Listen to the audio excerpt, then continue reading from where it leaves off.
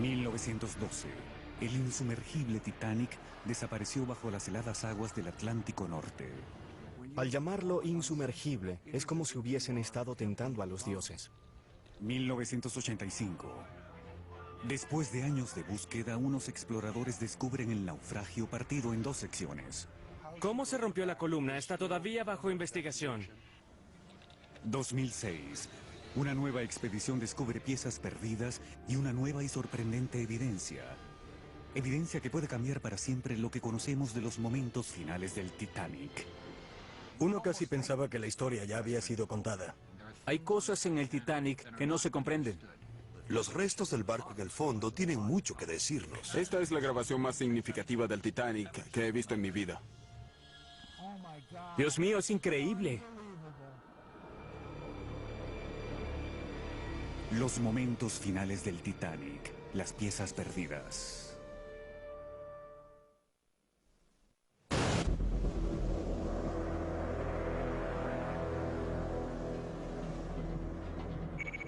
Agosto de 2005, Terranova de San Juan.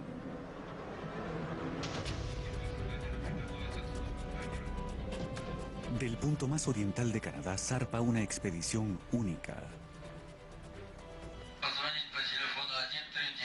Esta embarcación rusa de investigaciones, el Keldysh, es uno de los pocos barcos en el mundo equipados para explorar una región tan peligrosa e inaccesible como el espacio exterior.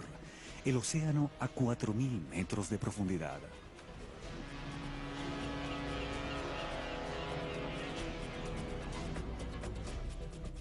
El destino del Keldysh, a 576 kilómetros al sureste, se parece a cualquier lugar en medio del océano.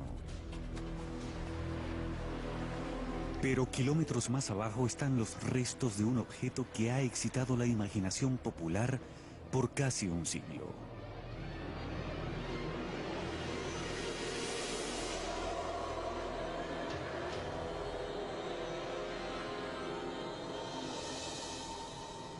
Titanic. El naufragio más conocido del mundo. Es un icono imponente. Para alguien a quien le interesan los naufragios, este es el mejor lugar para estar.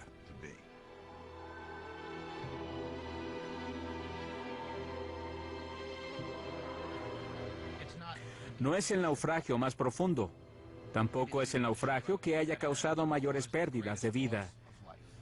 Y sin embargo, es el que se mantiene en el imaginario público. Todo el mundo conoce el Titanic.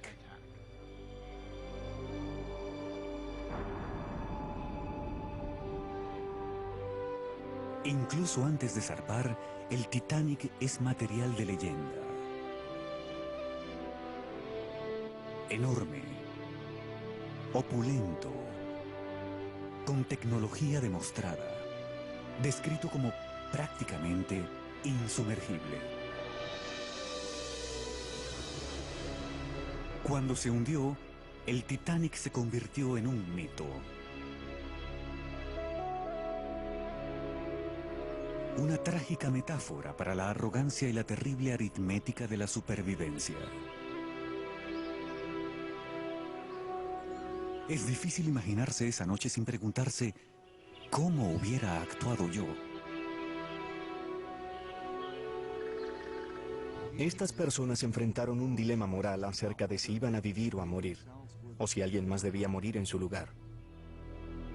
Estas fueron decisiones agonizantes. Y creo que cuando pensamos en el Titanic, intentamos determinar el peso de esas decisiones. Nos preguntamos cómo medir este tipo de dilema moral extremo. Los éxitos de Bob Ballard y su inclinación a promoverlos han generado respeto y envidias dentro de la comunidad científica. Cuando el naufragio fue localizado en 1985, la leyenda del Titanic creció aún más, desatando una marea de libros, películas y documentales para televisión. Cuando exhibieron esos objetos, hicieron $1 millón. Ahora, más de 90 años después del hundimiento y más de 20 años desde el descubrimiento, ¿hay algo nuevo que saber del Titanic? Quizás encontremos piezas del doble casco y quizás... Un abogado de Pensilvania llamado David Concannon piensa eso. En el verano del año 2000, mientras exploraba el naufragio de un submarino ruso, Concannon y su compañero buzo hicieron lo que él cree que fue un descubrimiento significativo. Anatoly Zagalevich, jefe de la expedición rusa, Michael Harris y yo, encontramos lo que creemos que son secciones del casco. Pedazos largos, como si hubieran pelado una papa. Eran como serpentinas de acero, considerablemente lejos hacia el sur del área conocida del naufragio. La teoría generalmente aceptada en cuanto al hundimiento del Titanic es que sufrió daños laterales. Lo que es interesante de que se hundiera hasta el fondo... Concannon cree que lo que él y su compañero descubrieron podría demostrar que hubo daño adicional en la parte inferior, pero hay un problema. Tomamos cientos de fotografías y, por desgracia, cuando subimos a la superficie descubrimos que la película no estaba avanzando en la cámara. En agosto de 2005, la expedición se puso en marcha para reubicar y documentar lo que David Concannon había visto 5 años antes.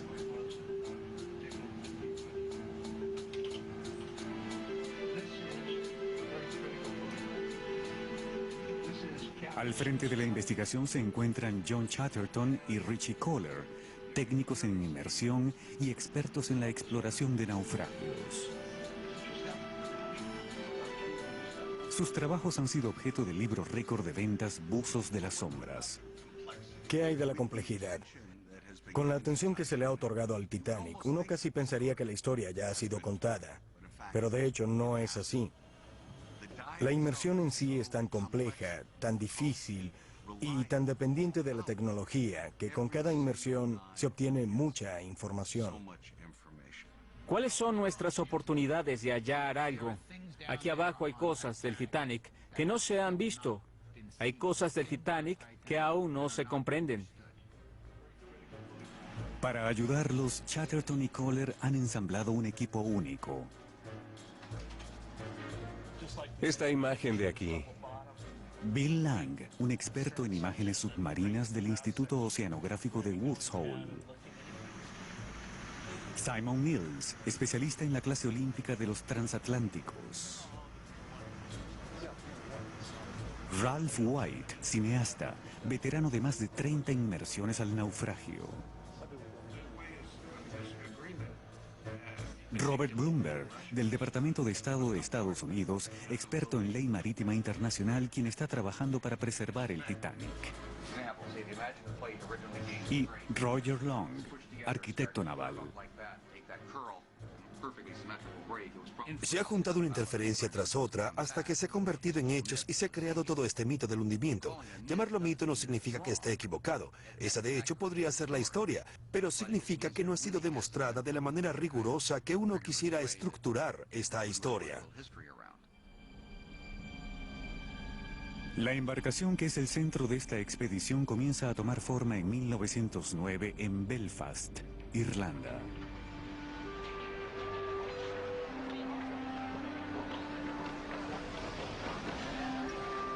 Pero las verdaderas raíces del Titanic subyacen en Estados Unidos, la tierra de las oportunidades. Los inmigrantes intentaban buscar una vida mejor en Estados Unidos. Millones de personas viajaron por este estrecho de agua. Y es debido a ese tránsito que se construyeron esos maravillosos transatlánticos. Mientras más grande fuera el barco, mayor cantidad de inmigrantes podría transportar.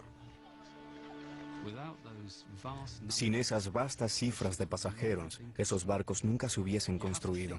Tenemos que pensar en ellos como en los 747 de su época. Eran enormes transportes de pasajeros. Una vez que los tienes llenos de pasajeros de tercera clase, los de segunda y primera son pura ganancia. Entre las compañías británicas que competían por el tráfico del Atlántico, White Star y Cunard. Los barcos de Cunard eran más rápidos, pero White Star tenía una estrategia para atraer a los inmigrantes. White Star actuaba de una manera muy inteligente. Incluso un pasajero de tercera clase era tratado con el mayor de los respetos. Comían en una mesa con mantel, cuchillo, tenedor y cuchara. Les traían la comida. Tenían una carta, pero cuando volteaban la carta, era una postal. Ellos sabían que los pasajeros les dirían a su familia y amigos en la patria que debían viajar por White Star. En 1908, White Star ordenó 2 nuevos transportes de pasajeros con opción de un tercero: Olympic, Titanic y Britannic. 31 de marzo de 1909 se inicia la construcción del Titanic. Pasarían 3 años hasta su primer viaje.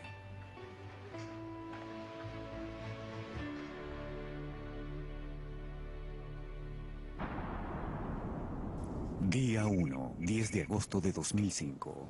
A bordo del Keldysh, 1 hora después de zarpar.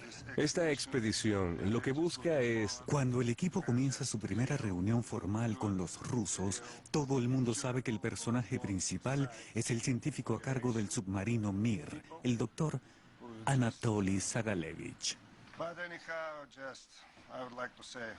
Quiero darles la bienvenida a bordo de nuestro barco. Espero que en nuestra travesía... La bienvenida de Anatoly es muy cordial, pero tiene malas noticias. Una tormenta en el Atlántico Norte está ganando fuerza y se dirige al sitio del naufragio. No hay tiempo que perder. Y creo que tenemos 3 inmersiones dobles y creo que vamos... Solo 3 inmersiones. El equipo había estado contando con más. Muchas gracias, nos vemos mañana. Que tengan un buen hundimiento.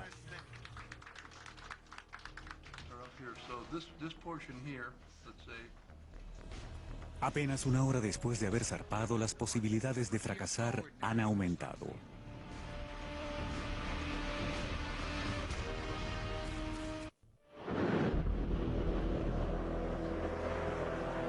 Día 2 de la expedición, 11 de agosto de 2005, casi a mitad de camino hacia el naufragio del Titanic.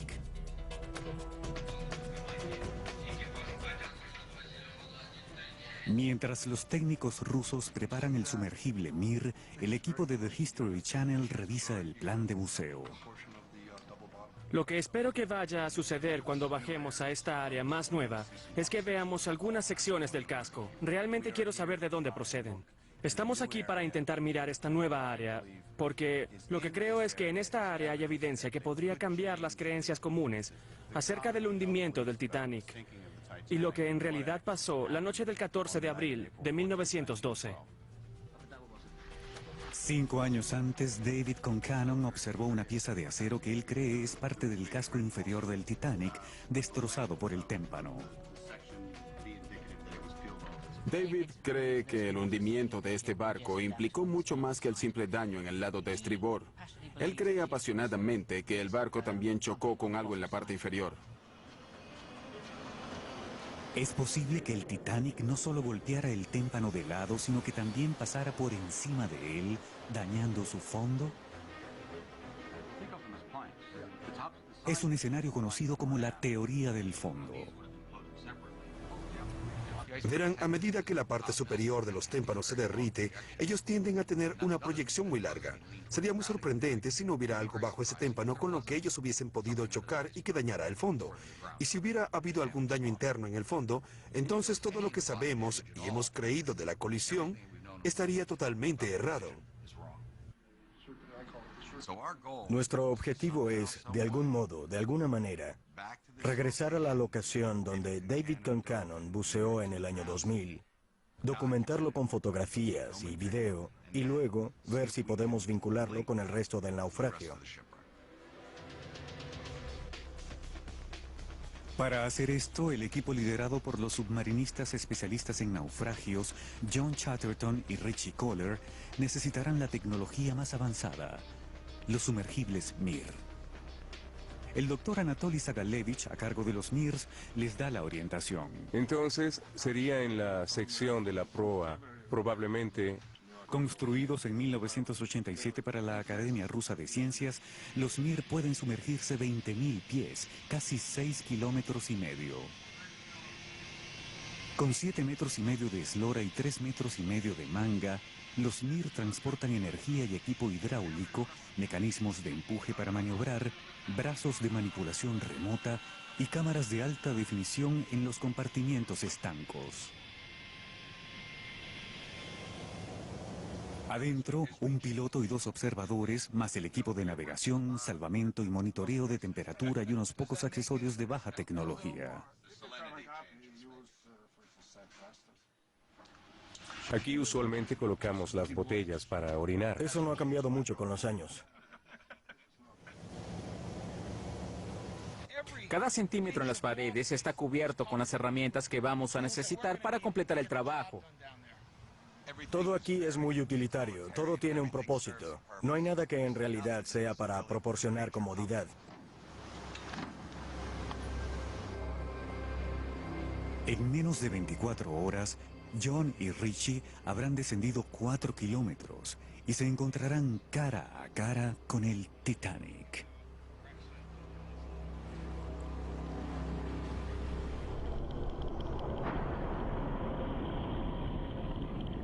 Mientras el diseño del Titanic tomaba forma, White Star planeaba los elementos lujosos para atraer a los pasajeros, pero sin ignorar la seguridad. El Titanic era tan seguro como cualquier otra embarcación en el mundo en 1912. Las mamparas estancas eran las más modernas y de la mayor calidad. Todo en ese barco había sido hecho para especificaciones de primera clase. El Titanic fue diseñado con 16 compartimientos estancos, más un doble fondo. El barco era descrito como un barco de 2 compartimientos, lo que significaba que si 2 de los compartimientos se inundaba, el barco podía permanecer a flote. De hecho, si 3 o incluso los 4 compartimientos se inundaban, el barco podría mantenerse a flote. La esperanza era que si comenzaba a inundarse, el barco podría funcionar como su propio bote salvavidas, permaneciendo seguramente a flote el tiempo suficiente hasta que llegara la ayuda.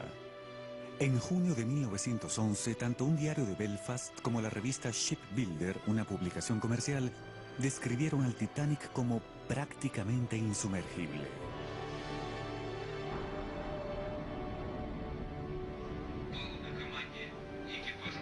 Día 3, 12 de agosto de 2005, a bordo del Keldysh justo antes de la primera inmersión. Anatoly comienza sus instrucciones de la mañana. Muy bien, buenos días. Abrimos una nueva página en nuestras inmersiones al Titanic. Una verdadera página histórica. Será una expedición histórica. Anatoly llevará a John y a David en el Mir 1 a la popa del Titanic. Luego se dirigirán al sur para buscar las cintas de acero que Concannon vio en el año 2000. Genia será el piloto del Mir 2. Comenzará en la proa llevando a Richie y a Ralph. Su objetivo, documentar el campo de escombros. Muy bien, prácticamente esto es todo. El clima es muy duro, pero creo que tendremos suerte. Así que, por favor... Muy bien, aquí vamos. Todo depende de estas inmersiones. Si no pueden encontrar y fotografiar las cintas de acero de Concannon, los expertos no tendrán nada que analizar y entonces la expedición será un fracaso.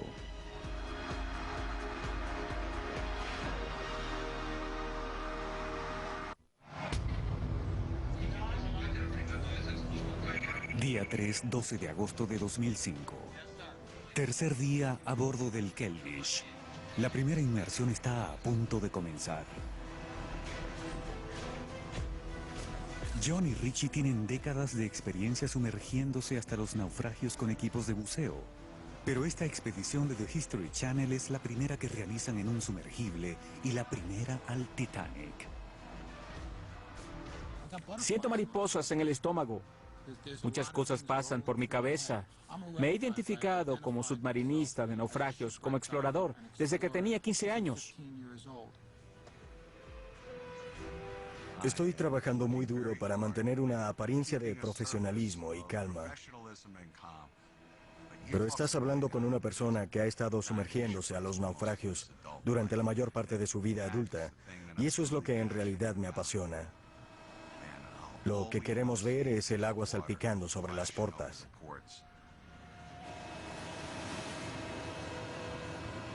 Aquí vamos. Tenemos los pies mojados. Eso es. Acabamos de sumergirnos. Ya estamos bajo la superficie. Con el descenso a aproximadamente 30 metros por minuto, en poco tiempo pasan la profundidad máxima a la que han llegado Richie y John. 750 metros. 800. 850. A los Mir les llevará unas 2 horas llegar al fondo. Esperando allí, a 4 kilómetros, se encuentra el Titanic.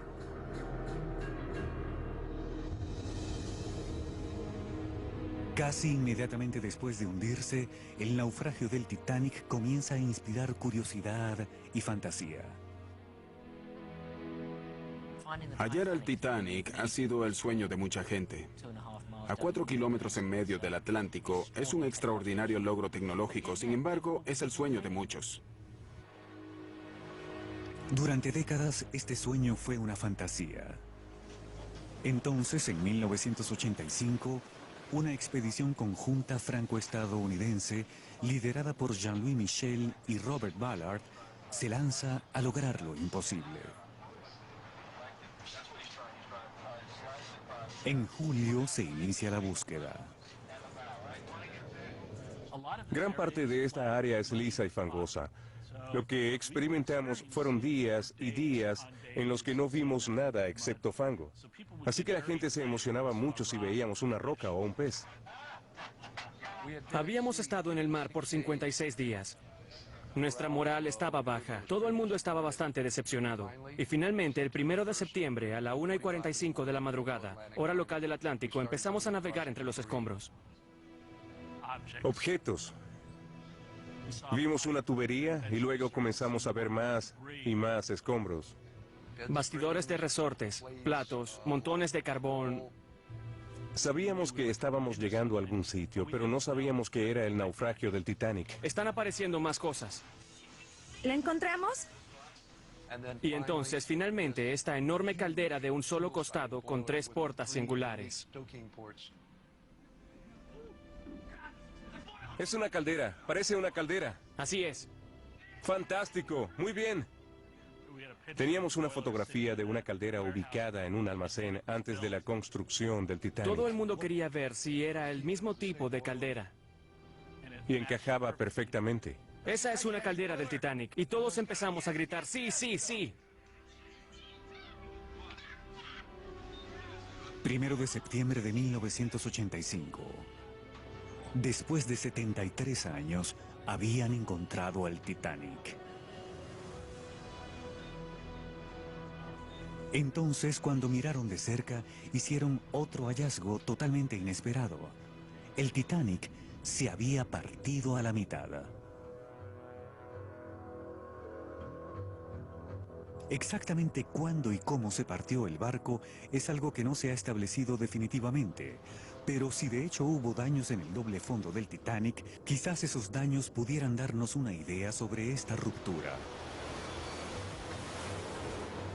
Esa ruptura es una especie de caja de Pandora, pero cuando añades la posibilidad del daño al fondo del barco, muchos de estos cabos sueltos, contradicciones y elementos desconocidos comienzan a encajar. Mir 2, primera inmersión. Es por eso que esta expedición está tan interesada en localizar las piezas del doble fondo del Titanic.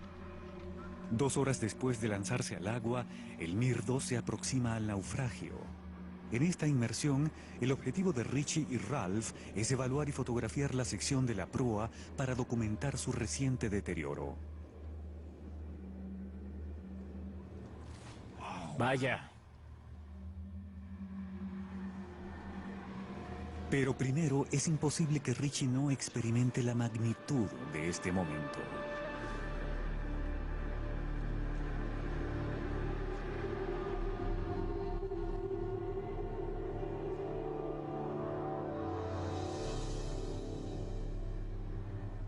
Dios mío, es increíble. Increíble. Miren eso. Oye. Cielos.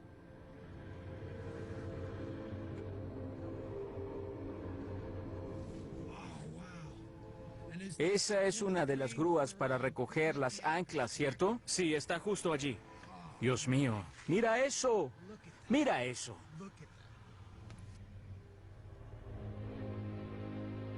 El sitio del naufragio del Titanic ocupa más de 2,5 kilómetros cuadrados. Las secciones de la popa y la proa tienen una separación de unos 800 metros.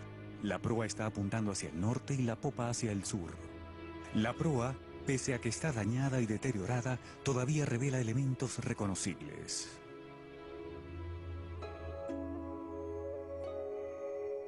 El ancla de babor,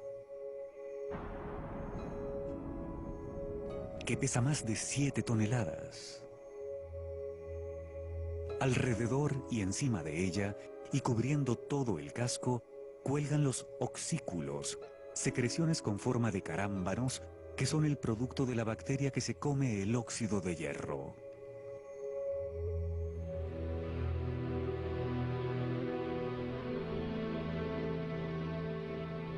La cadena del ancla. Cada eslabón pesa casi 68 kilogramos.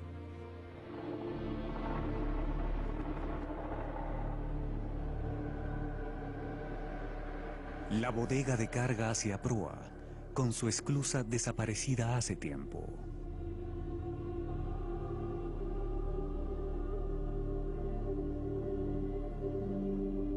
La base del mástil hacia proa. Originalmente elevado sobre el barco, el gigantesco mástil al parecer volcó hacia atrás mientras se iba al fondo. Arriba, hacia el mástil, el escotillón para los vigías. Después de subir al mástil, emergían aquí para vigilar en el nido de cuervo. Eso ya no está.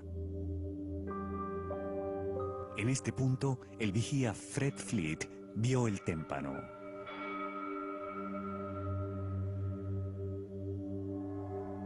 Hacia la parte superior de la superestructura, las placas memoriales dejadas aquí por los visitantes están esparcidas por el puente. Detrás de ellas están los restos del timón del barco. La madera ya no existe, pero el cuerpo y los aparejos de bronce del telemotor todavía existen.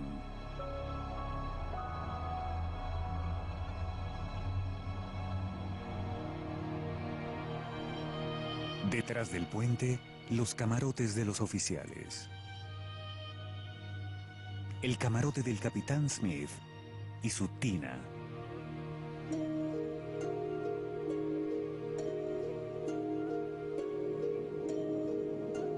Como Richie, Ralph y Jenia continúan inspeccionando la proa. Mir 1, primera inmersión.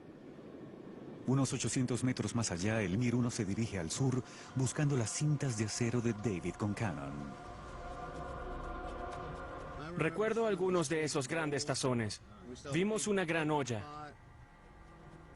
El éxito de esta expedición depende de todo lo que espera lograr.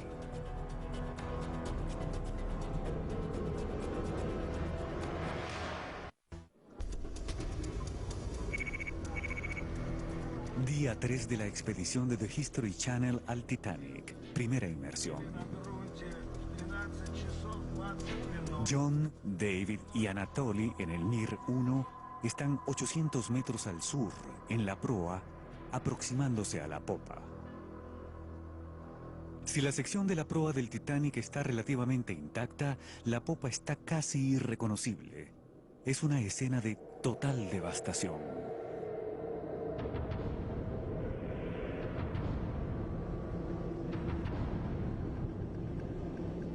Solo pocos elementos se mantienen intactos. En el borde, claramente visible, está el doble fondo.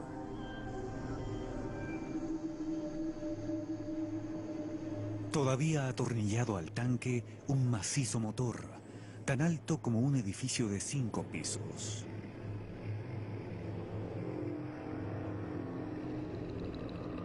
Las grandes hélices.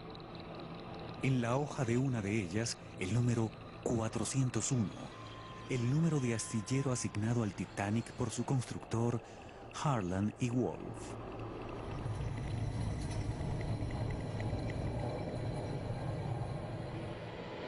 La cubierta más alta de la popa, llamada cubierta de la bovedilla, está deteriorada como una lata.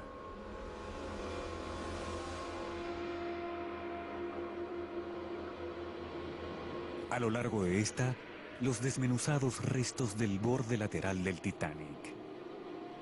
Las portas y barandillas todavía son visibles. El puente de acoplamiento desapareció completamente. Es allí donde un oficial se hubiese parado para guiar la popa del Titanic hacia el embarcadero cuando llegara a Nueva York.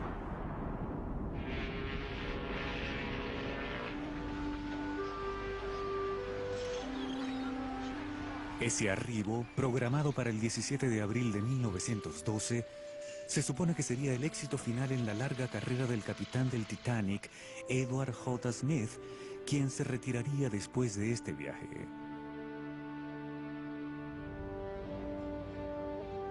Smith es un veterano que lleva 25 años con White Star. En una entrevista en 1907, expresó su sublime confianza en las nuevas embarcaciones que ahora estaba comandando y en los encargados de construirlas. No puedo imaginar ninguna condición que cause que un barco se vaya a pique. No puedo concebir que a este barco le suceda ningún desastre vital. La moderna construcción de barcos va mucho más allá. Ciertamente, durante la vida de Smith, nunca hubo ningún accidente serio que involucrara a una embarcación de pasajeros grande y que resultara en una seria pérdida de vida. Creo que él estaba cegado por una falsa sensación de seguridad. 2.200 almas están a bordo, 900 miembros de la tripulación y 1.300 pasajeros. Wallace Hartley es violinista y lidera la banda del barco, pero para evitar pagarle al sindicato de músicos, la compañía White Star los registra como pasajeros de segunda clase. En tercera clase o entrepuente van 710 pasajeros, la mayoría de ellos inmigrantes. Alma Paulson, de 29 años, proveniente de Suecia, se está mudando a Chicago. Su esposo viajó primero a buscar trabajo. Sola, con 4 niños, tiene las manos llenas. La familia Dean, compuesta por el señor y la señora Dean, Bertie, de 2 años, y Milvina, de 9 meses, se están mudando a Kansas. Nos fuimos en tercera clase o entrepuente. Mi padre había recibido noticias de conocidos en Kansas que le contaban de las muchas oportunidades que había en los Estados Unidos, así que pensó de inmediato que debíamos irnos allá. No todos los inmigrantes a bordo del Titanic son pobres. Edith Brown, de 16 años, y sus padres viajan en segunda clase. Su padre, Thomas Brown, está trasladando a la familia a Seattle. Ellos realizaron compras y decidieron que si terminaban sus asuntos para finales de enero o febrero de 1912, podrían viajar en el barco nuevo del que todos estaban hablando, el Titanic. Y así lo hicieron.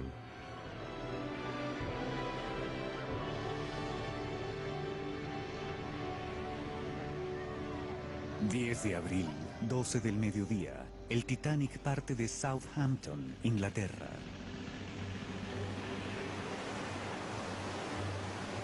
Después de 2 días de cielos soleados y mares en calma, el viernes 12 de abril reciben un mensaje de otro barco. Hielo adelante. Domingo en la mañana, 14 de abril. Otros 2 reportes de hielo. El hielo que estos barcos están viendo comenzó como nieve en Groenlandia, 10.000 años atrás. Apilándose en una masa de grueso espesor, con los siglos la nieve se transformó en hielo glacial. Muy lentamente, el glaciar se abre camino hacia el mar y se parte. Una vez que cae en el océano, el hielo se denomina témpano. Circula alrededor de la bahía de Baffin por un tiempo, quizás algunos años, y luego baja por la corriente de Labrador, y la corriente de Labrador lo arroja frente a la costa de Terranova. Justo frente a Terranova, el callejón del témpano. Una vez que llega aquí, el hielo de 10.000 años solo tiene semanas de supervivencia. Para el anochecer del domingo 14 de abril, el Titanic ha recibido media docena de advertencias de hielo. Juntas, indican un enorme cinturón de hielo que se extiende por varios kilómetros. En un mes, puede que haya desaparecido.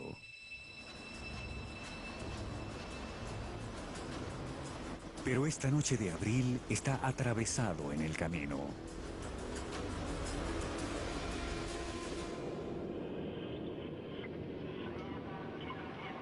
Mir 1, primera inmersión. En el Mir 1, John, David y Anatoly están al sur de la popa buscando los escombros que David Concannon vio en el año 2000. Si los encuentran, esto podría demostrar que el Titanic sufrió daños de fondo previos y desconocidos. Mir 2, primera inmersión. Mir 1, este es el Mir 2. Desde el Mir 2, un ansioso Richie hace la revisión. Saben que me estoy muriendo por escuchar si encontraron la cinta de acero.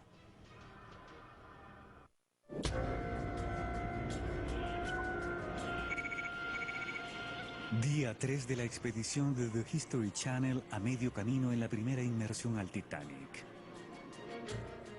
En el Mir 1, John, Anatoly y David Concannon están bien al sur del naufragio buscando las cintas de acero que Concannon vio en el año 2000. Hay algo hacia el este. Si hallan estos escombros, y si son lo que Concannon piensa, podría demostrarse que el Titanic no solo golpeó el témpano de lado, sino que también pasó por encima de parte de él, dañando su fondo. Me siento optimista acerca de encontrar algo, pero lo que me molestó fue que David no fuera capaz de darnos lo único que quería ver, y era algún tipo de prueba fotográfica. Mir 1, primera inmersión. 1 hora de búsqueda, aproximadamente 600 metros al sur de la popa. Ahora estamos lejos del sitio del naufragio. Estamos justo donde deberíamos estar. Concannon reconoce una elevación familiar en el fondo. Ahí está una colina. Hay una colina y hay restos de objetos en la colina. Hay todo tipo de cosas. Es un área de escombros genuina. Entonces divisan una pieza de acero. Sí, tenemos acero por aquí. ¿Qué es eso? Sí, es una pieza de acero. Es algo... Eso es algo. Sí, es una gran pieza de acero. Cierto. No estaba loco. Este es el gran chico. Es lo que estaba pensando. Pero algo no anda bien. Concannon piensa que es la misma ubicación. Hay escombros, pero no hay nada que parezca cintas de acero. Estaba justo aquí donde dijimos, pero ¿qué es? Eso no me parece un doble fondo, pero es... Es una viga de algún tipo.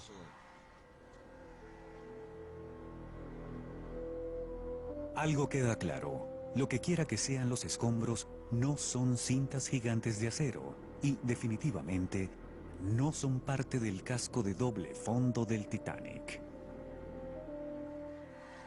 Se parece al lugar donde estuvimos antes, pero en realidad no lo sé. Ahora esto no tiene ningún sentido.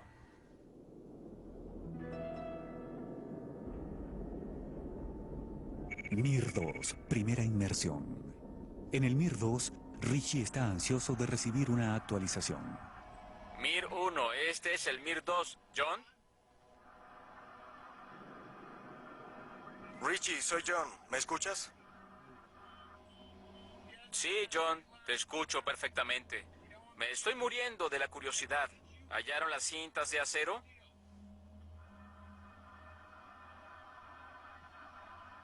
Negativo.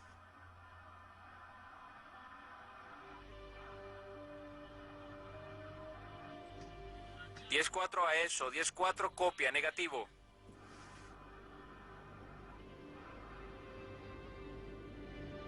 Quizás Concanon interpretó mal lo que vio en el año 2000, o quizás no es la misma ubicación. Bajamos hasta esa área. La colina estaba allí, el metal estaba allí, pero no vimos las cintas de acero que yo vi antes. O no estaban donde yo había pensado, o la pasamos de largo completamente. Algunos dirían que no hallar las cintas de acero sería un fracaso. No lo veo de ese modo. Creo que podemos pensar las cosas en frío y expandir la búsqueda y mirar el lecho fangoso y muchas de las áreas vacías en busca de cosas. Sin embargo, ahora solo les quedan 2 inmersiones para encontrar lo que vinieron a buscar. La presión se incrementa.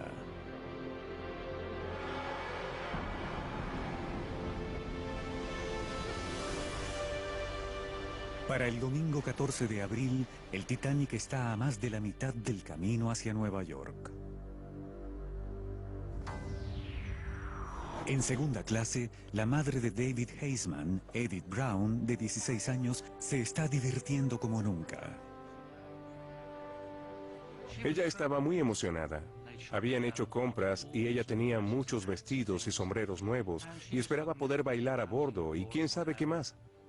Era lo que estaba esperando. Incluso los pasajeros de tercera clase, como la madre de Milvina Dean, hallan impecable la hospitalidad de la compañía naviera White Star. Ella parecía estar muy feliz con eso. Pensaba que el alojamiento era muy bueno. Recuerdo que decía que también había una banda, posiblemente una banda galesa tocando en tercera clase, lo que era increíblemente bueno.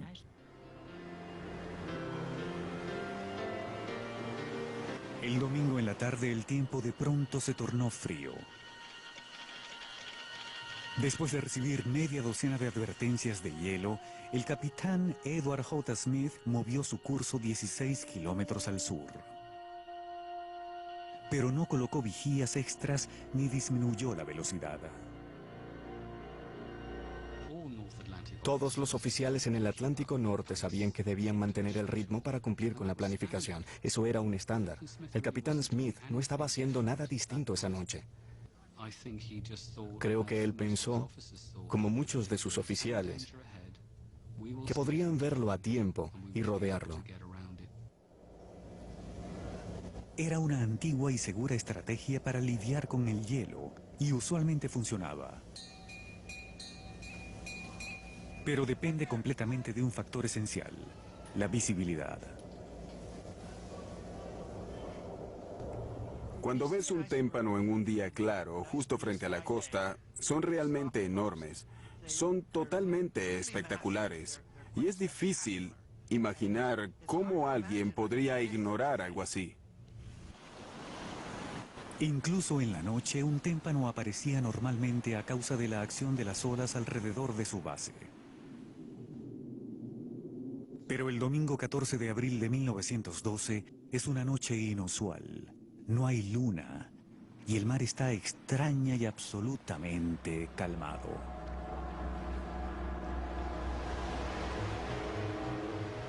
En una noche calmada no habría acción de olas y sería muy difícil ver algo casi hasta que estuvieras encima del objeto.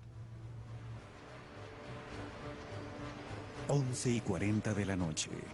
El vigía Fred Fleet ve algo más negro que la noche justo en el camino del Titanic.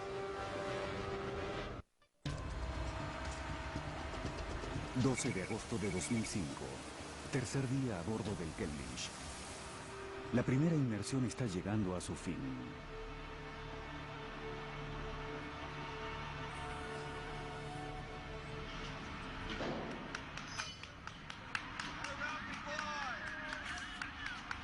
Una vez que se abren las compuertas y los buzos salen, hay un breve momento para las fotografías y los saludos rápidos antes de seguir adelante con el presionante trabajo. El único modo de hacerlo es bucear con un veterano. En realidad, tomamos toda la gira. Sin embargo, lamento mucho decir que el Titanic se ha deteriorado mucho. Notablemente. Y nos van a disculpar, pero tenemos una cita con los baños.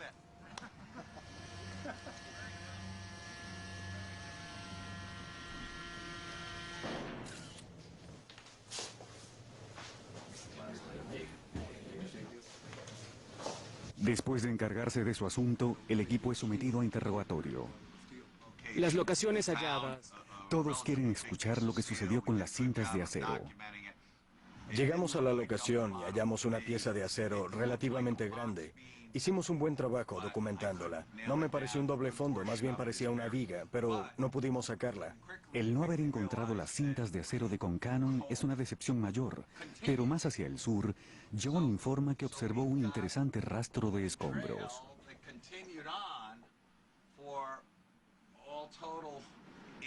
Nos pareció un corredor de escombros relativamente estrecho. Específicamente había mucho carbón. Literalmente es un rastro que te lleva hasta la popa del naufragio. Es como una vía de escape.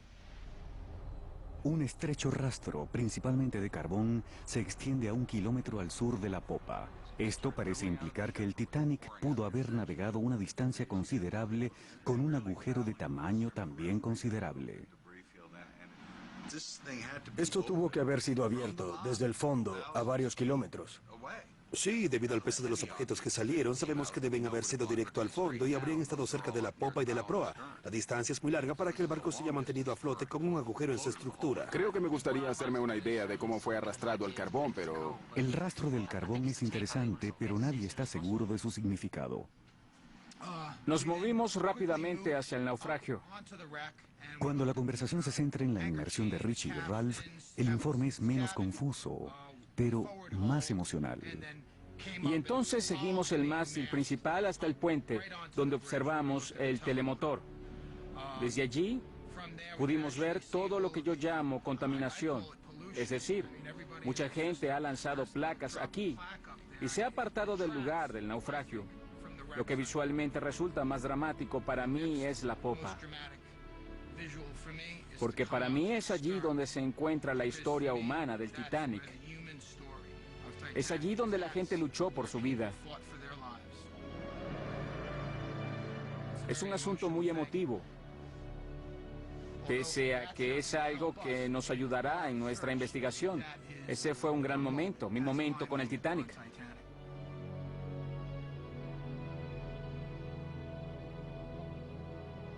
La primera inmersión ha finalizado.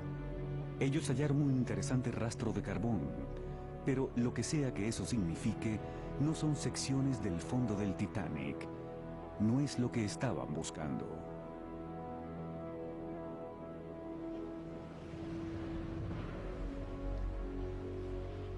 Día 4, 13 de agosto de 2005. ¿Cuál es la posibilidad? Al día siguiente el equipo se divide. John, David, Simon y Richie se unen a Mary Ann Morin del laboratorio Woods Hole a revisar el video de alta definición de la primera inmersión. Simon, en ese punto, lo que estamos asumiendo es que ese no es el fondo del casco. Lo único que he visto que de algún modo se parece a esto son las junturas de expansión. Sabes, pueden ser parte de las junturas Es de parte de la expansión. estufa. ¿La estufa de la cocina? Así Bueno, es. eso tendría sentido. Mientras hacen esto, Roger Long y Ralph White harán una segunda inmersión en el Mir. Su objetivo, examinar las quillas de pantoque, dos estrechas tiras de acero que se encuentran en una parte del casco. Si el Titanic sufrió daño de fondo, la quilla de pantoque del lado de estribor debió haberlo sufrido casi con certeza.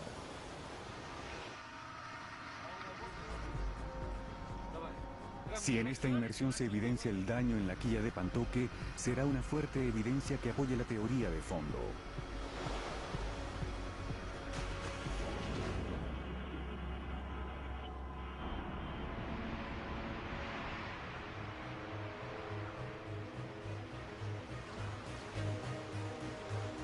Domingo 14 de abril de 1912, 11:40 de la noche.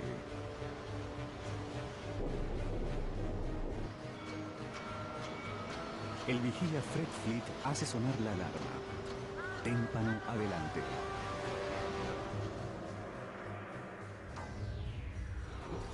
En tercera clase, Milvina y Bertie Dean están dormidos. Mi madre y mi padre oyeron un ruido terrible. Mi padre se fue hasta la cubierta para ver de qué se trataba. Regresó y dijo, al parecer el barco chocó con un témpano. Saca a los niños de la cama de inmediato. Intentando desviarse y esquivar el témpano, el Titanic lo ha golpeado de lado, rozándolo varias veces. Los remaches se desprenden y las junturas entre las placas se abren.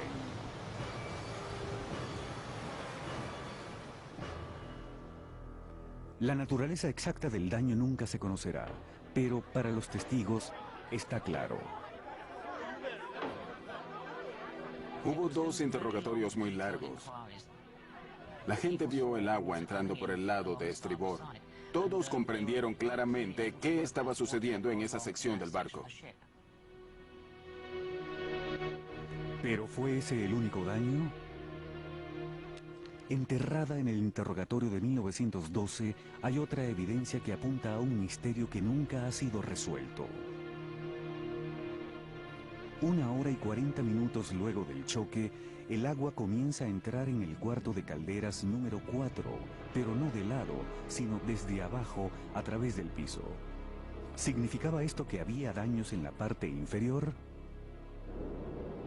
Ahora, el cuarto de caldera número 4 no estaba afectado por el daño lateral causado por el témpano. Por lo tanto, eso indicaba que había un daño adicional debajo del doble fondo. ¿Estaba dañado el doble fondo del Titanic también? El misterio permanece sin respuesta, pero de cualquier manera, ya el barco estaba condenado. Pocos a bordo se dan cuenta de esto, pero al Titanic apenas le quedan 2 horas de vida.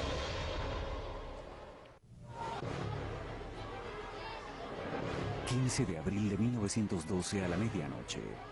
...20 minutos luego de la colisión...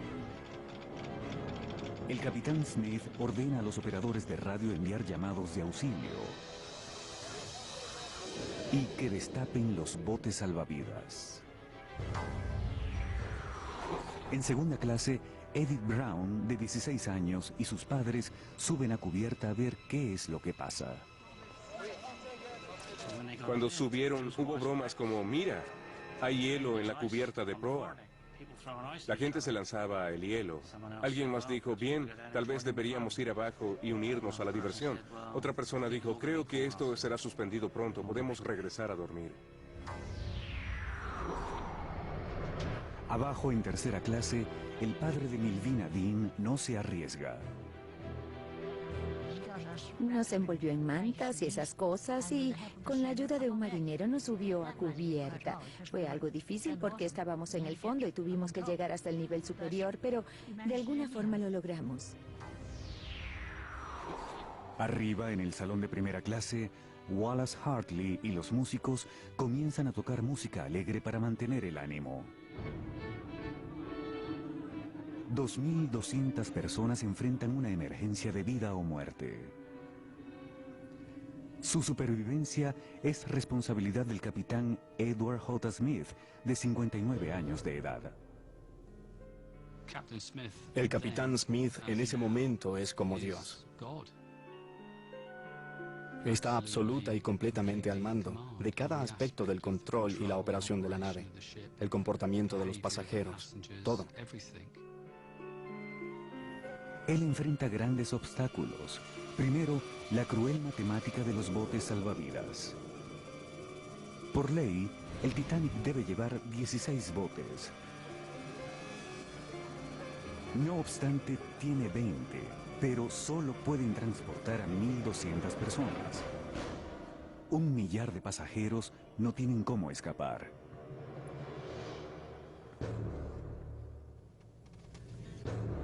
El capitán Smith debe organizar a la tripulación y a los pasajeros, cargar 20 botes con 1.200 personas, echar al agua los botes y todo eso en 90 minutos.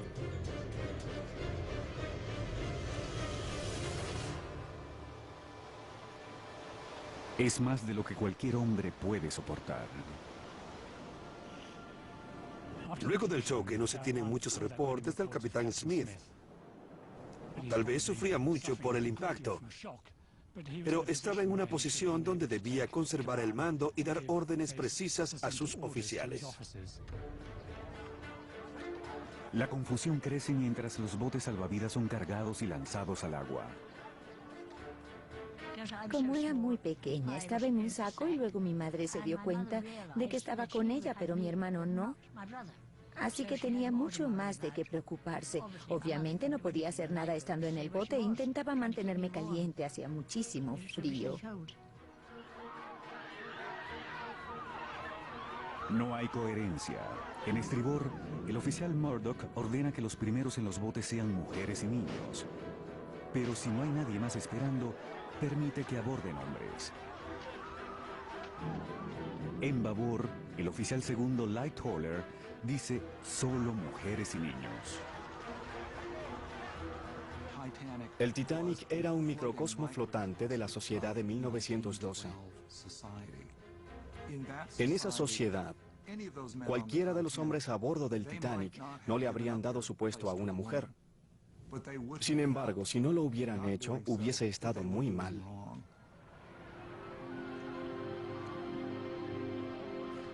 Mi madre siempre dijo que nunca vio a su padre más triste. Mi abuela siguió gritándole, Tom, ve al otro lado y encuentra un bote salvavidas. Pero no se movió. Mientras bajaban, ahuecó sus manos y dijo, nos vemos en Nueva York. Nunca desvió su mirada de ellas. Como muchos otros hombres, sabía que no iría a ninguna parte esa noche. Y esas fueron las últimas palabras que escucharon de su parte. Nadie parece comprender que los botes pueden zarpar con su carga máxima. A las 12:45 de la madrugada, el primer bote, el número 7, zarpó con 37 asientos vacíos. En los 90 minutos siguientes, la tragedia se multiplicó. El número 3, 33 asientos vacíos. El número 5, 28 asientos. El número 6, 37 asientos vacíos. Desde donde se observe, hubo muertes innecesarias. Para comenzar, no importa si no habían suficientes botes salvavidas en el Titanic. El capitán Smith permitió que los botes zarparan sin estar llenos a su capacidad máxima. Eso es absolutamente un incumplimiento del deber. Para la 1:30 de la madrugada, el agua ha alcanzado el nombre del Titanic en la proa. En el cuarto de radio, los mensajes eran cada vez más desesperados.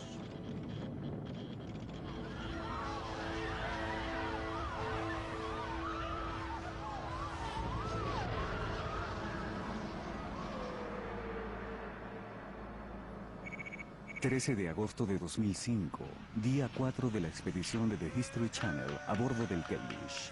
La segunda inmersión con Roger Long y Ralph White ha terminado. ¡Felicitaciones! ¿Cómo les fue? ¿Cómo estuvo? Llegamos hasta abajo y pudimos ver la curvatura del pantoque y no vi ninguna señal de daño en la parte interior del fondo. No lo vimos todo, pero... Roger y Ralph no han visto daños en la quilla del pantoque de estribor. Ninguna evidencia que apoye la teoría de fondo. Vamos a tomar un par de minutos para sostener la respiración Y continúan las malas noticias. La tormenta tropical Irene se ha fortalecido y ahora es un huracán y se está acercando.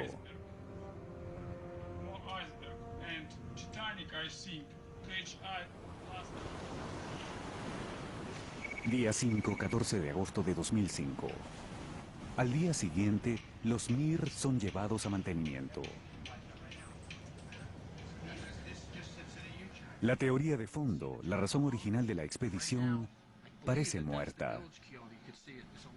Esto realmente coloca la balanza en contra de la teoría del daño en el fondo. Ahora, ¿hacia dónde vamos? Tenemos piezas pesadas. Con una sola inmersión restante, Bill Lang sugiere una nueva dirección.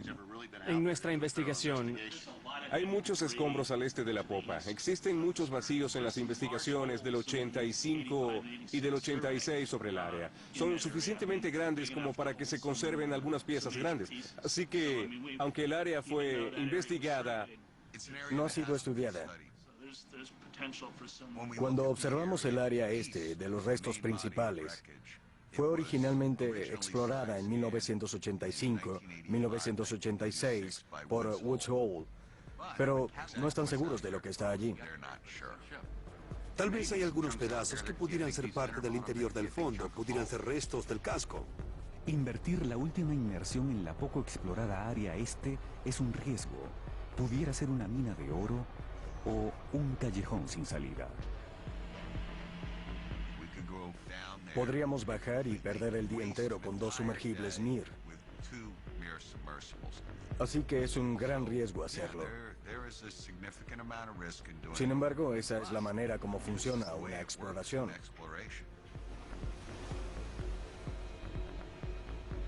Es su última oportunidad.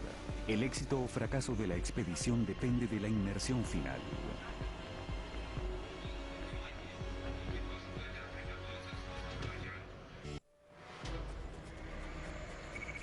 ...15 de agosto de 2005... ...día 6 de la expedición de The History Channel... ...la inmersión final hacia el Titanic está comenzando... ...en el Mir 1 están John y Richie... En el Mir 2, el cineasta Kirk Wolfinger... ...y el representante del Departamento de Estado de Estados Unidos, Bob Bloomberg... bienvenido. gracias. Hasta los momentos en el sur no han encontrado evidencia de daño en la parte inferior. Ahora se arriesgan y se dirigen al este, a un área que ha sido poco explorada.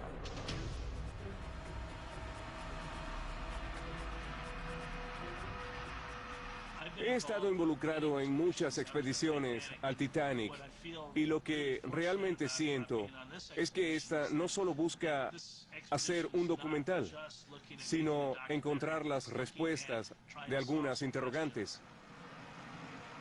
No hemos podido encontrarlo, pero quién sabe, tal vez tengan suerte hoy y encuentren la pieza de evidencia clave que cambie la historia del Titanic completamente.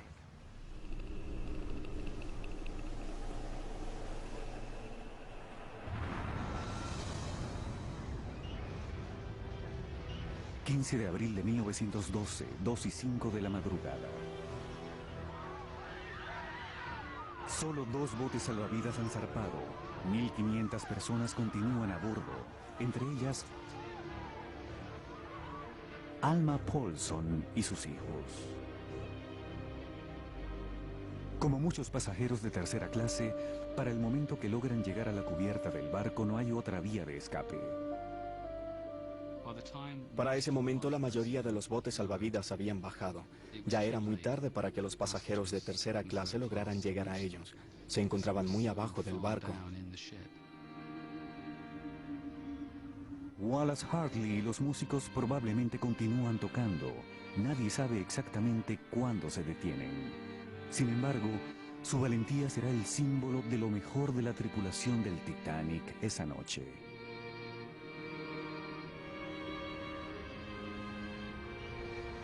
Dos y 10 de la madrugada. La ayuda está en camino. 80 kilómetros al sureste, el transatlántico de Cunard, Carpathia, ha escuchado el llamado de auxilio y acelera para llegar a la escena. Pero pasarán 2 horas más antes de que lo logre.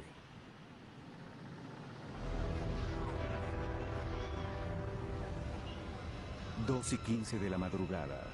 Según algunos testigos, incluida Edith Brown, la popa del Titanic comienza a elevarse.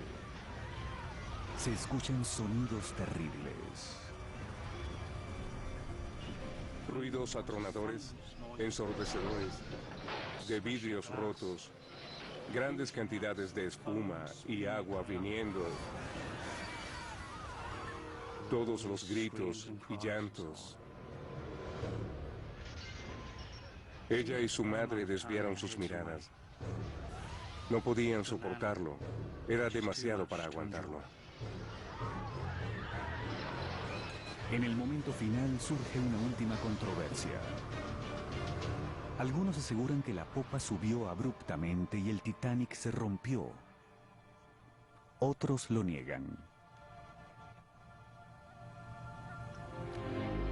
Por 73 años la ruptura permaneció sin confirmar. Aún hoy en día, los detalles no son precisos. Sin embargo, a las 2 y 20 de la madrugada, la popa del Titanic se desliza por debajo de las olas. 1.500 personas terminan en el agua.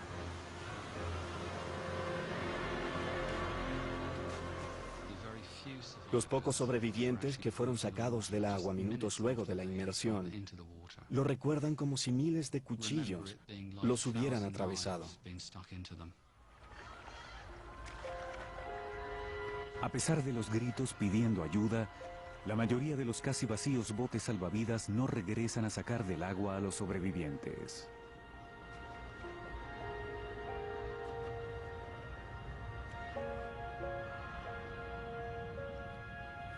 Una vez que los gritos quedaron atrás, más de 700 personas en los botes continuaron sin nada más que frío y silencio.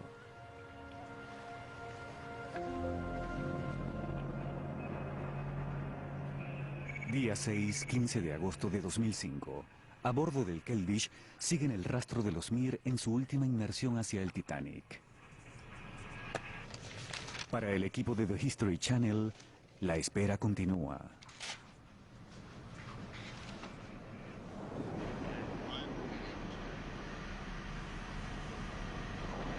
Ahora no hay nada que podamos hacer. Están abajo echando un vistazo.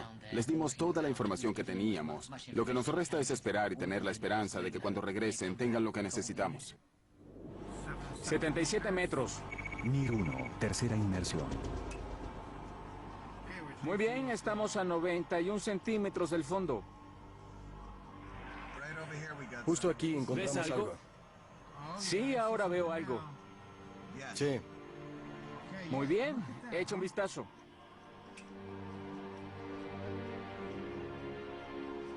¿Es esa parte de la quilla del pantoque? No lo sé, John. Todavía no puedo divisar más allá de mi escotilla. Si es la quilla del pantoque, debe ser parte del fondo.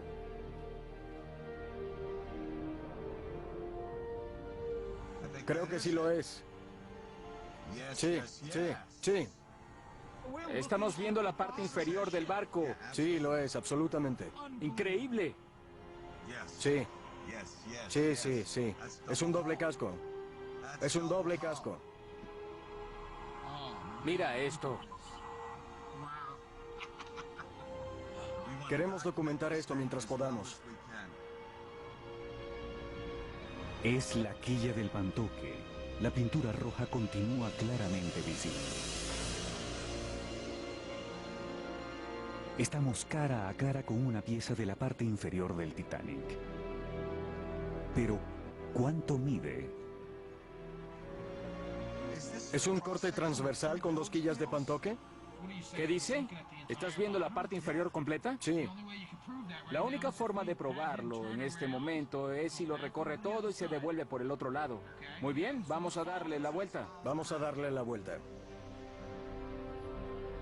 Si le dan la vuelta por completo y si encuentran la quilla del pantoque del otro lado, significa que esa pieza es la sección entera, abarcando el ancho completo del casco del Titanic de quilla a quilla.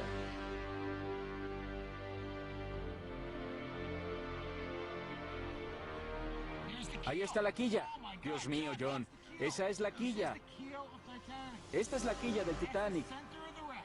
Ese es el centro del naufragio. Sí, mira eso. Allí está. La quilla central, la columna vertebral de la nave. Continúan. Vaya, John, tal vez tienes razón. Es un corte transversal. Espera. Está entrando en el foco. Y espera. Ahí está la otra quilla de pantoque. Tenemos todo el doble casco aquí. Dios mío. Es la parte inferior completa del barco, desde babor hasta estribor. Sí. Es una evidencia increíble. Una pieza enorme e intacta del Titanic, perdida en el fondo. Richie informa su hallazgo al Keldysh. Confirmamos la presencia de la quilla de pantoque en ambos extremos. Es la sección completa de la parte inferior del Titanic.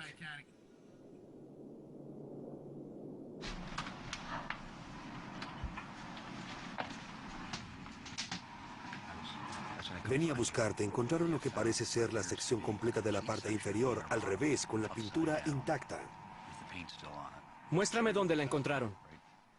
Y en una hora, extraordinariamente, el Mir-2 divisa una segunda pieza intacta del doble fondo, a poco más de 1 kilómetro de la primera. Es realmente sorprendente. Lo primero que encontramos es algo que Genia no había visto antes. Espectacular. En la última inmersión han encontrado lo que buscaban, 2 piezas del Titanic perdidas en el fondo. Ahora, el trabajo puede comenzar. Vemos el casco. Pasarán meses de análisis en tierra. La pregunta es, ¿qué revelarán estas evidencias?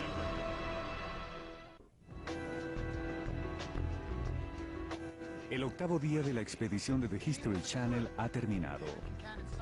La fase 2 comienza ahora. Tratar de revelar los secretos escondidos en el acero.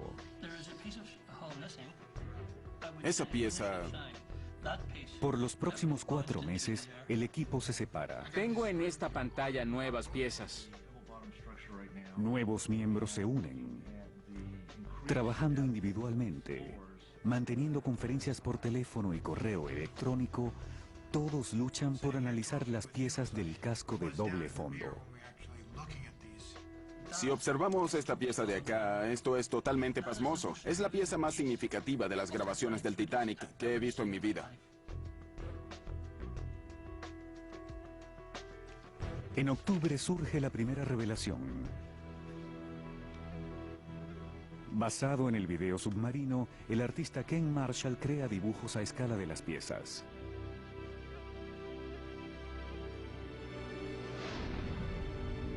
Los bordes rotos encajan perfectamente. Estas 2 secciones del casco estuvieron unidas. Juntas alcanzan casi 215 metros de la parte inferior del Titanic, ubicadas debajo de la tercera chimenea en dirección a popa, justo donde se rompió.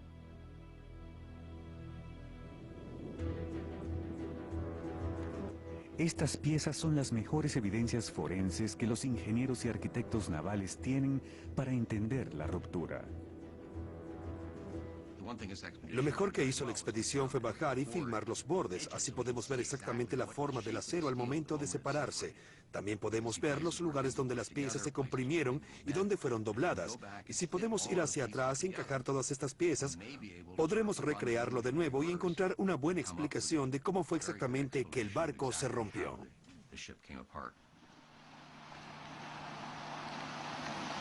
Diciembre de 2005, Woods Hole, Massachusetts. En diciembre el equipo se reúne en Woods Hole para discutir el significado de las piezas del doble fondo. Mucho gusto, me alegra ponerle rostro a los correos. Y todo lo demás. Es por lo que todos han trabajado. La oportunidad de llegar a conclusiones preliminares sobre la ruptura del Titanic. Hola, en lo que hemos estado trabajando es en la data recolectada entre 1985 y 1986, las expediciones de Bill Lang comienza. Este es un acercamiento, la popa está justo aquí. Ha estado trabajando para trazar un mapa del campo de escombros, ya que piensa que contiene pistas para establecer una línea de tiempo del desastre. Muy bien, tienen 1,80 m de quilla en 2 piezas, aproximadamente. Bill está convencido de que la ubicación de las 2 piezas del doble fondo alejadas hacia el este marca el momento donde comenzó la ruptura. Bien, creo que este es el número 1. ¿Está bien? Porque el número 1 para mí es donde el barco se rompe. Este es el primer campo de escombros asociado con el barco. ¿Dices que estas 2 piezas de la parte inferior se hundieron mientras que la proa y la popa continuaban en la superficie? Sí. Sí, y en ese momento representa probablemente cuando la proa y la popa empezaron a separarse. Entonces eso significa que este es el lugar. Justo sobre esto es donde... Es donde el barco se rompió. Su momento final. En algún lugar aquí el barco colapsó cuando la quilla se rompió, porque estas son las secciones de la quilla. Sin embargo, a pesar de que este sea o no el punto real, ¿qué ocasionó la ruptura? ¿Cuándo comenzó? ¿Cómo progresó? ¿Y cómo determinó el destino de los pasajeros? Desde que la ruptura fue confirmada en 1985, la mayoría de las investigaciones del Titanic creen que comenzó justo antes de la inmersión final. Según esta teoría, el Titanic alcanzó un ángulo elevado, más de 30 grados, y el peso de la popa provocó la falla de la estructura, agrietándose de arriba hacia abajo.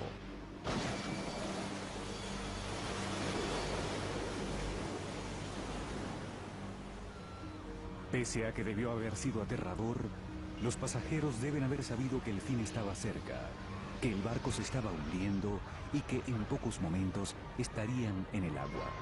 Bien, cuando comencé a ver los videos y datos que arrojó la expedición de The History Channel, lo único que pude concluir fue... Pero para Roger Long, los hallazgos de la expedición sugieren que el momento de la ruptura pudo haber sido otro y el ángulo menos elevado.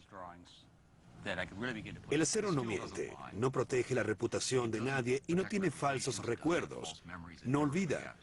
Cuando vimos el acero, los pequeños indicadores parecían apuntar a un ángulo más bajo. Estamos de acuerdo en que la popa se rompió porque fue elevada, y al actuar el peso del agua contra el peso de la popa, el barco comenzó a doblarse así. Y cuando doblas una estructura muy grande, como un barco o una viga maestra, la parte superior se estira y se hace más larga, mientras que la parte inferior se pliega. De este modo tenemos tensión en el tope y compresión en la parte inferior y en algún punto medio. Roger cree que si la popa se agrietó en un ángulo más alto, los extremos de la ruptura se habrían separado en la parte superior y se habrían comprimido en la parte inferior. Pero los extremos rotos de las cubiertas superiores del Titanic no parecen solo haberse separado. Se destrozaron y se precipitaron al fondo. Y los extremos del doble fondo, que debieron haberse aplastado y comprimido, en vez de eso aparentemente se rompieron de manera limpia. De romperse desde este ángulo superior, toda la parte de arriba se hubiese ido al fondo sin mayores daños, y todo el caos y la compresión hubiese sucedido en la parte inferior. Y lo que vemos es exactamente lo opuesto. Y además, si la ruptura hubiese sucedido como en la película, todo se hubiese separado y no hubiésemos visto la evidencia de todas estas piezas aplastadas y torcidas y todo eso. Así que el punto clave aquí es que algo interrumpió la ruptura. Roger ahora piensa que la ruptura se inició en un ángulo bajo, quizás a 11 grados, y progresó en 2 etapas.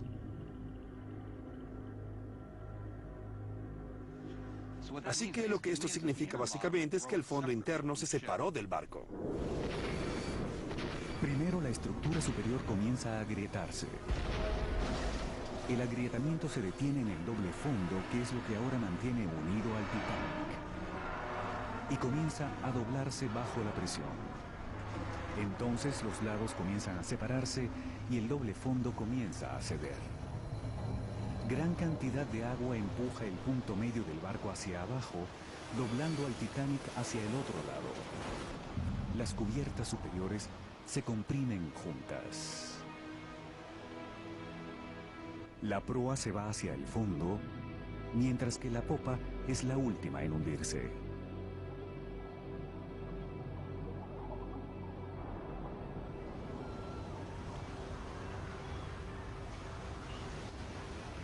Este escenario de la ruptura iniciándose en un ángulo menor sugiere que las 1.500 personas que todavía estaban a bordo pudieron haber sido tomadas por sorpresa. Al final es una experiencia humana muy distinta por la aparición de todo este asunto de la esperanza. La gente está a bordo de un barco que parece no estarse hundiendo tan rápido y es razonable que en ese punto pensaran que podían mantenerse a flote por un periodo de tiempo mucho más largo. Si aceptamos que la ruptura ocurrió en este punto, esta ruptura temprana, creo que inequívocamente llegamos a la conclusión de que la ruptura no fue algo que simplemente sucedió mientras el barco realizaba su inmersión final, sino que fue esta ruptura la que causó esta inmersión final. La ruptura determinó el naufragio del barco y en consecuencia la ruptura determinó que mucha gente sobreviviera o muriera. Lo que aseguramos aquí está sustentado por el testimonio personal. El orden de lanzamiento de los botes salvavidas fue muy correcto. Parece que la tripulación tenía en mente que había más tiempo para evacuar a los pasajeros. Ellos sabían que el barco se hundiría, pero pensaban que tendrían más tiempo del que tuvieron en realidad. Algunos miembros de la tripulación declararon que no creían que el barco se hundiría. Pensaron que se estabilizaría en algún momento y que dejaría de hundirse. Creo que eso era lo que todos estaban esperando, que el barco se mantendría a flote como su propio salvavidas hasta que llegara el Carpathia o los barcos de La rescate. gente de arriba estaba concentrada en los botes y la gente de aquí estaba concentrada en el hundimiento. Si el Titanic se hubiera mantenido a flote por más tiempo, las pocas horas de tiempo extra que los miembros de la tripulación esperaban hubiesen hecho toda la diferencia. Fue aquí cuando Lighthowler, según creemos, se encontraba y ciertamente no estaba viendo lo que estaba sucediendo. Apenas 2 horas después del naufragio, arriba el Carpathia. El amanecer revela una enorme cantidad de hielo y cuerpos flotando. Mi madre decía que lo peor lo había visto en la mañana. Ver a todas estas personas amontonadas en los botes de pie, con sus chalecos salvavidas. El frío era demasiado para permitir la vida. Así que todos estaban amontonados en los botes salvavidas. Estaban muertos de frío, todos. 1.500 personas han muerto.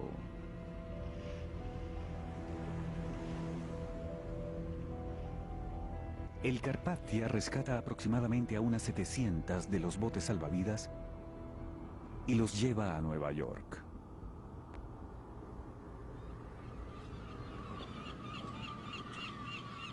Cuando llegan el 18 de abril, 10.000 personas están esperando.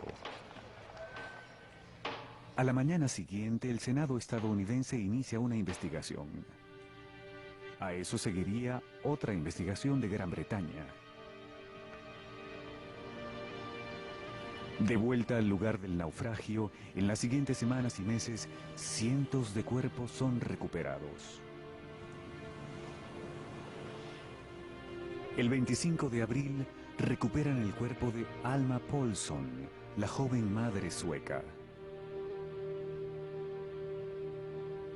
Otro cuerpo localizado es el del líder de la banda, Wallace Hartley. Cuando es llevado hasta su última morada en Inglaterra, miles de personas asisten. Los familiares de los músicos reciben tributos de todo el mundo. Pero de la gente de la compañía naviera White Star solo reciben una factura. Deben dinero por los uniformes perdidos.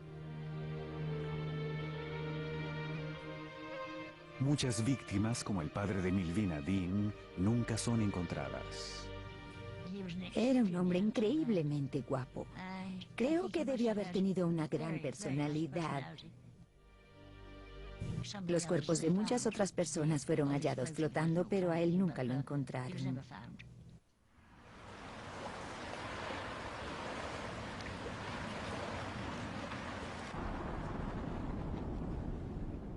Tras la tragedia del Titanic, los barcos de pasajeros se vieron obligados a cargar botes salvavidas para todas las personas a bordo y a bajar la velocidad en aguas heladas.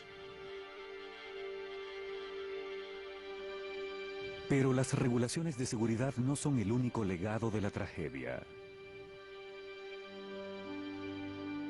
El Titanic fue más que un barco. Fue una idea, un símbolo del orgullo, el progreso y el ingenio humanos. Seguía habiendo una fe enorme en la tecnología. Nos encontrábamos en 1912 y parecía que la pacífica evolución de la tecnología prometía cosas cada vez más grandes para la humanidad.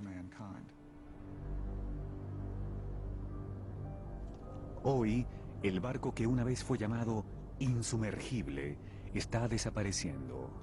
El tiempo y el mar están completando el trabajo iniciado por el témpano. Finalmente colapsará sobre sí mismo. Hay piezas del Titanic que perdurarán para siempre. Las hermosas hélices posteriores están hechas de bronce. Ellas seguirán allí.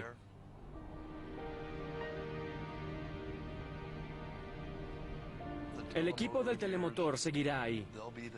Pero algún día, por desgracia, el Titanic será solo una mancha naranja en el fondo del Atlántico.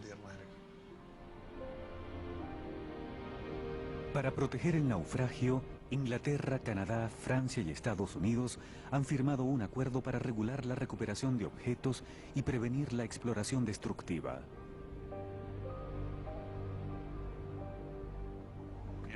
En efecto, el Titanic es una cápsula del tiempo, indicando lo que sucedía con los ricos y los pobres, cómo vivían, cómo el barco fue construido.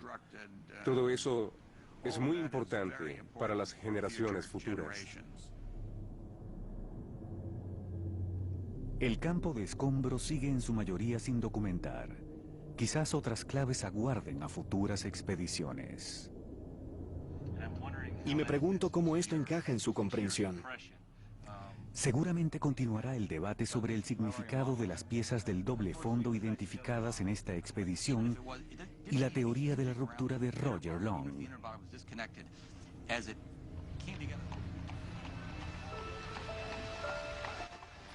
Hoy, el muelle de White Star en Nueva York, a donde habría llegado el Titanic, sigue allí, como un fantasmal eco del pasado.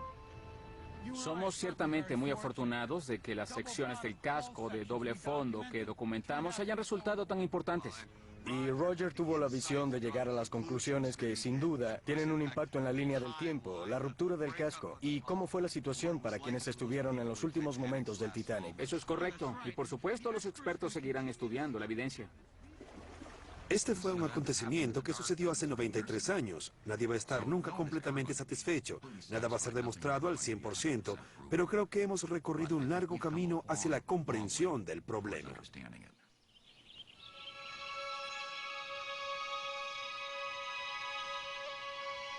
Aun cuando el naufragio se esté desintegrando, la historia del Titanic permanece en nuestro imaginario y nos habla de lo peor y lo mejor de la naturaleza humana. La tendencia a la arrogancia, la capacidad de desprendimiento y la gracia ante la adversidad.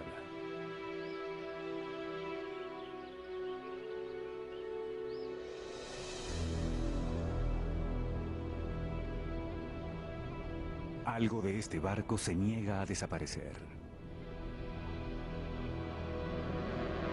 Y sin importar qué nuevas evidencias se encuentren o qué nuevos descubrimientos se hagan, por mucho que sepamos acerca de esa noche, más desearemos conocer acerca del Titanic.